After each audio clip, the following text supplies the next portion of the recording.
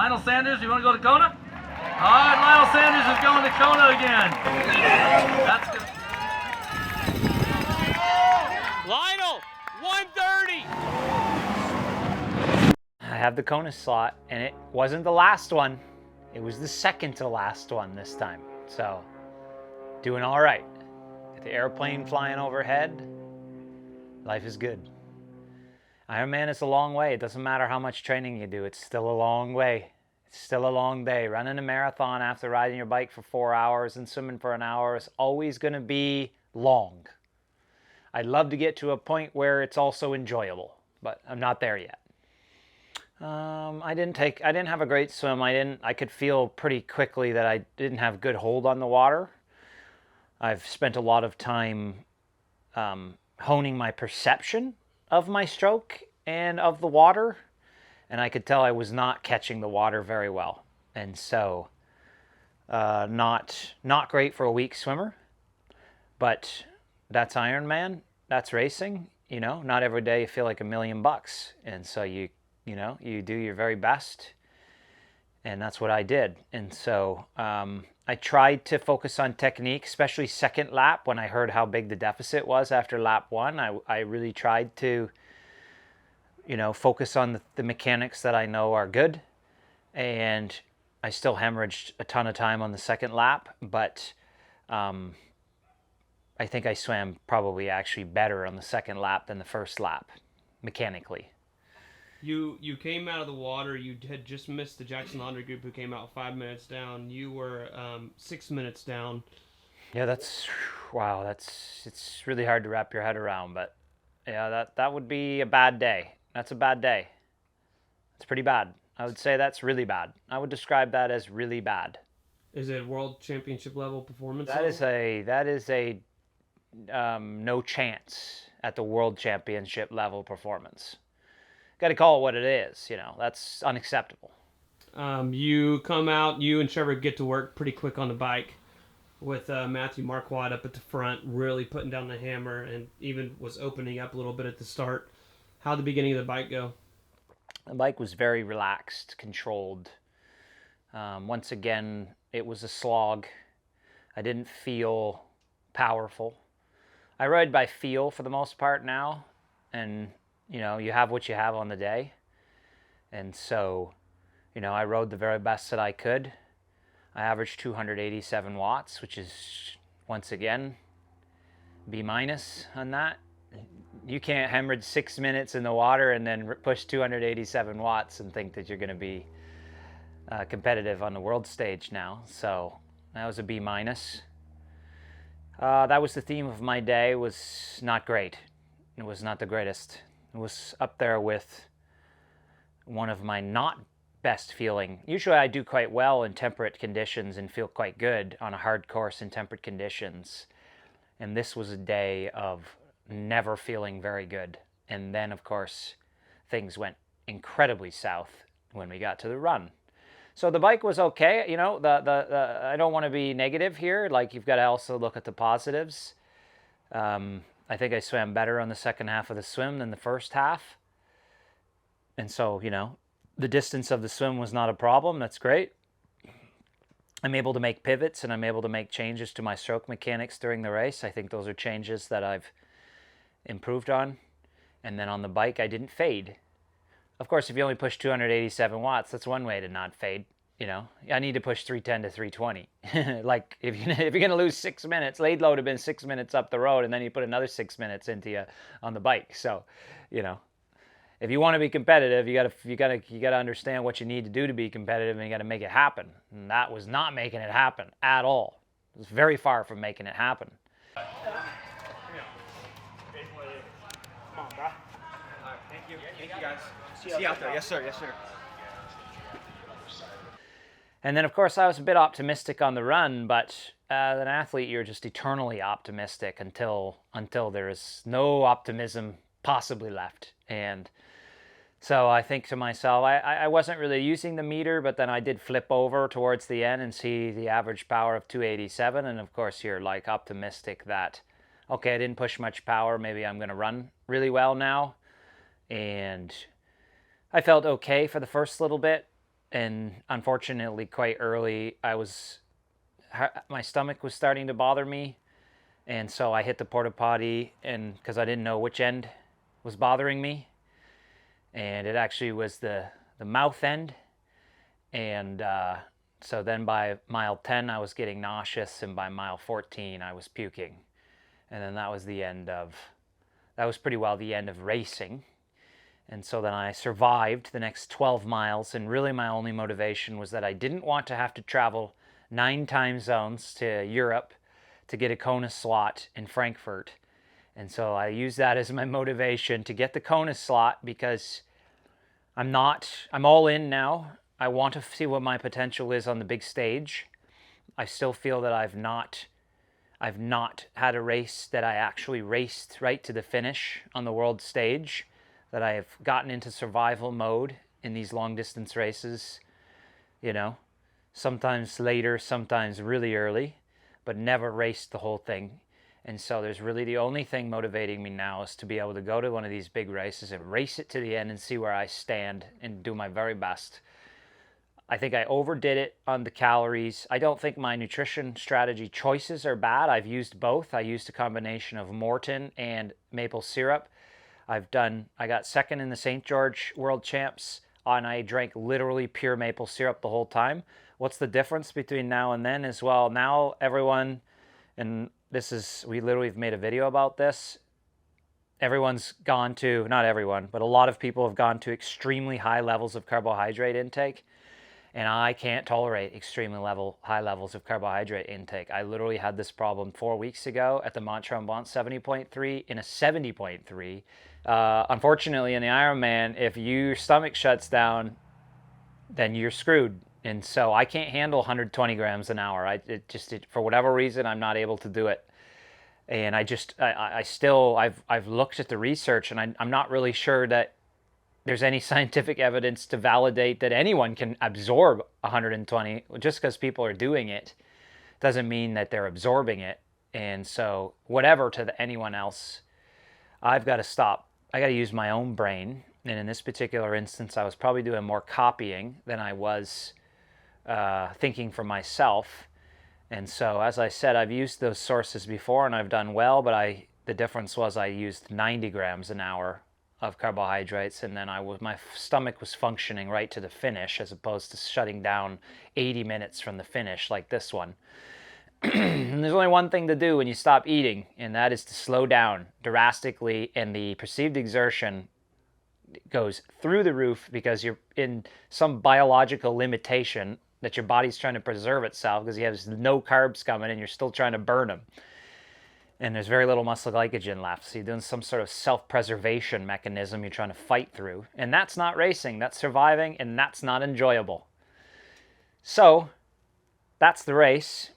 Is there some positive takeaways? The major positive takeaway here is that 2 years ago, I would have run a 3:15. This time I was able to at least, not eat for the second half of the run, and I can still come through in 1:27 on the second half on a relatively hard run course. So that's the positive. I mean, that ain't going to win you nothing, Running a 1:27 on the second half's not going to win you nothing. So I don't care what race you go to these days, it will win you nothing. So unacceptable. I want to find my full potential. Performing in that way is not my full potential. It's got nothing to do with anyone else but myself and my own internal perception. And so, yeah, I don't think this is complicated. I think I've proven this last little while with becoming more fit and, somewhat getting back to good performance, that it's not complicated. We're just overcomplicating it. And this is just another instance where I overcomplicated something that's not that complicated and it's not worked out. So, on the other hand, Trevor is a good friend of mine and training partner for a year in Tucson. And, I trained with him. I know what he's capable of, and he's just scratching the surface of what he's capable of. So, it's great to see him starting to reach his potential. He's still got a long way to go to see the full potential, but, you see how talented the guy is. And I saw that every day and practiced with him for a year. So, really happy for him. And then Marquardt's always a pleasure to race. I love racing guys who aren't afraid to go for it and to go solo and to push all the day at the front. And it's just, it's an honor to race with these guys. And yeah, I just, for me, I won't say it's not disappointing. It's frustrating more than anything. I'm frustrated right now. I'm really frustrated right now because it's just not, I know that I have more to give. And it's like, that's not what I have to give there, man. So 70.3s, it doesn't satiate my appetite because I can just do whatever I want in the 70.3. I've done like 10 different training methods, trombone was a bit of a problem, but for the most part, I can do whatever I want in the 70.3. I still perform decently well. It don't work that way for me anyhow in the Ironman. It's a little more like, put it this way, if your stomach shuts off, it would be better to underfuel and the stomach still work than it is to overfuel and the stomach shut down, because in that instance you can't eat, and in the other instance you could at least eat something and it would go into your system. So once you get to that state where the stomach shut down, and mine shut down bad, I was 2 hours before I could even think about eating after the race, and I stopped eating 80 minutes to go. It's, you're not coming back from that. So, as they say, nutrition is the fourth discipline. This is the part that's difficult to tease, is that there's a lot of guys who are doing it and they're not having problems. Great. That's awesome. I'm having problems. I'm not pushing myself. If anything, I pushed myself insanely hard. It's got nothing to do with that. It's a biological limitation. And I think it just boils down to, once again, it's very simple. You have to listen to the body. You're not listening to the body when you're force feeding yourself massive amounts. That's not listening to the body. When you're starting to get like on the bike, say, oh, I don't like that. Like that. And then when you vomit into your mouth on the run, that's not, literally your body was sending you signals. You're just not listening. So once again, it's like everyone's unique. The beauty here is that everyone is unique. That's the fun part. That's why coaching will never go out of style. Everyone's unique. Everyone's a puzzle to reach their max potential. If you just copy everyone else, you'll never reach your max potential. So, you feel like you're in the right direction now, though? Well, like I said, that'd have been a 3:15. 2 years ago, I'd have run a 3:15 and I'd be going to Frankfurt in a couple weeks. So this time is a 2:46. That's positive. No fade on the bike. I mean, we need 20 more watts out of you next time, but no fade on the bike. Great. Efficient swim. Lost a lot of time. Got to fix that. But yeah, I'm not gonna sit here and be like, super confident or anything off that race. That race makes me extremely unconfident. But from a training standpoint, we are moving in the right direction for sure. But Ironman's a tough game. I don't know if you're ever going to get to the end and be like, oh, that was easy. I don't know if that's ever going to happen, especially when you can't swim the front pack. You're going to have to always be making up time. But what I did that's not racing, and that's not what the top level is doing now, what I did. So do I think it's correctable, and do I think it's easily correctable? Yes, I do. And I think we will. So what will we do next from here? Well, that's up in the air a little bit here now, because the mind affects the body. And right now I am not super confident in myself. And so I don't know if I want to go to Kona not super confident in myself. And so we might have to get out there, certainly not in Frankfurt, but we might have to get out there for one more, just to, make it to mile 24 and still be racing at mile 24. That's fine going to survival mode the final 2 miles, that's okay. You can survive for a couple miles in that state. But you can't survive starting at mile 12 or 13 for the next 13 miles. It's just too hard. You got to make it a lot further. So something's got to change. And in the end, you fail both sides, right? You fail. The stomach shuts off and you run poorly. You failed. On the other hand, you could stomach not shut off and maybe you run out of energy. You still failed, right? But Which one's more pleasant? I don't know.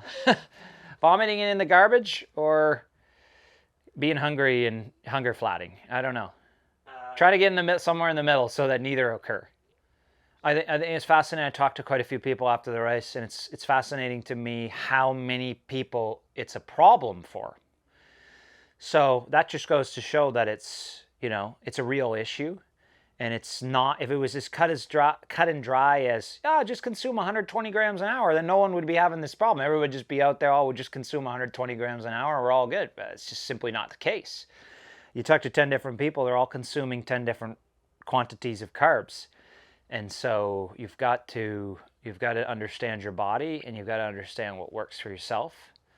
And I'm just because I do it as a profession and just because I've been doing it for a long time, I haven't figured it out completely. So I appreciate everyone's support. I had a lot of support out there, and it really, really helped on the final 10 miles. It was really what got me through it. And I appreciate everyone tuning in, and we're just getting warmed up. This is a journey. It's a journey, and we're still on it, man.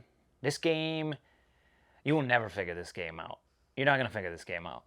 Maybe you'll have the blessing that you get a race at the World Champs one day where you're like, yeah, I raced that thing right to the finish, man. That's about the best probably you're gonna get. It's still gonna hurt. You're still gonna finish, and you're gonna be like, feel like I could do something a little bit better. But that's the beauty of it. That's the fun part, and that's what keeps you coming back for more. So I'm only it hasn't been 24 hours and I'm ready for more. So that's good. That's a good sign too. There you go. There's a silver lining. I'm ready for more. Let's go get it.